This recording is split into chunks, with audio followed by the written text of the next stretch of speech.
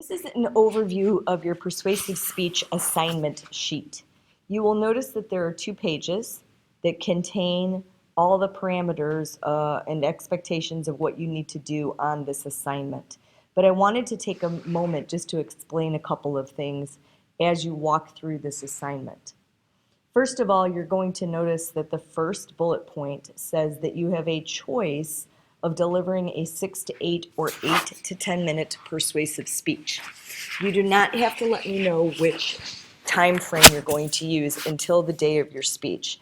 But one of the things that you need to decide is how long you need to speak. As we've been working over the course of the class, time management has been one of the things that we've been trying to work on.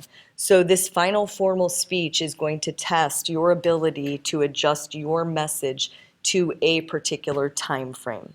Again, there will be penalties no matter which time frame you choose for either going under time or over time. So it's very important that you practice and time yourself. The second bullet point addresses organizational formats. If you've listened to or taken a look at the other materials related to this assignment, you know that one of the things you're going to have to do is choose the appropriate organizational format for the type of persuasion that you are doing. There are 4 different types of formats, and you should be familiar with each of those, and I will guide you in the process of helping decide which one of those is going to be most appropriate for your speech. The next thing is constructing an outline. You're going to see all the parts of the outline. This is going to be the same process that you used with the informative speech. So the thing that's going to be different is that you're going to be adding in Aristotelian Appeals, but those things are going to show up in the content of your outline. So just be aware that you're going to need to familiarize yourself with the outline structure.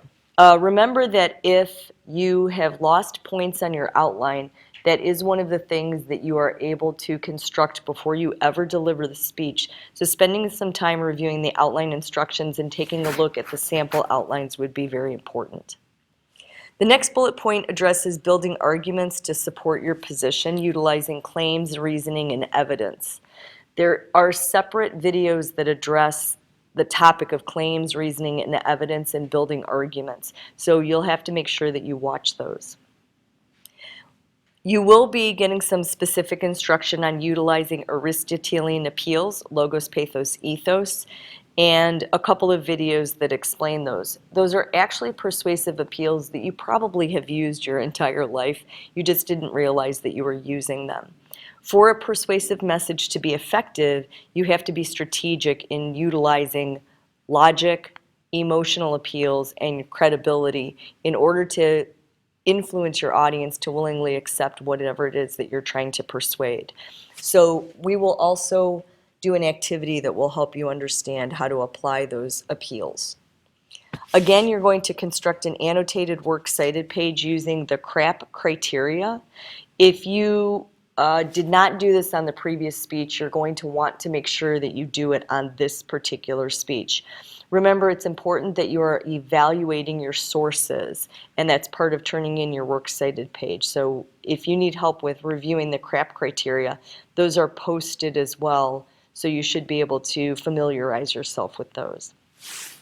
The next thing, you're going to continue practicing source citations. For this particular speech, you must have a minimum of 5 oral source citations in your speech, and those must be from 5 unique sources. You may cite the same source more than once, but you have to make sure that there are at least 5 independent individual sources cited within your speech. For this speech, you also have to incorporate at least 2 visual aids as a means of support. That does not mean that you have to have 2 different PowerPoints. It means that within a PowerPoint, you would utilize 2 different types of visual aids. So you might have a graph and a chart. You might have a chart and a short video. You might have some pictures and then a word chart. So there are different kinds of visual aids that you can use. If you have questions about what visual aids are appropriate, you can ask. There is not a limitation or expectation on the number of visual aids that you use. Remember that visual aids are effective when they are used to support the development of the message and help the audience better understand what you're talking about.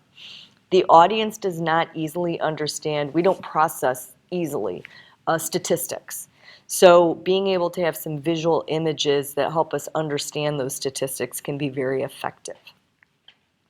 And then the last three elements, utilizing effective verbal and nonverbal delivery, listening actively and assessing the performance of your peers, and providing constructive criticism, are all things that you've been doing throughout the course and will be again tested in this final formal presentation.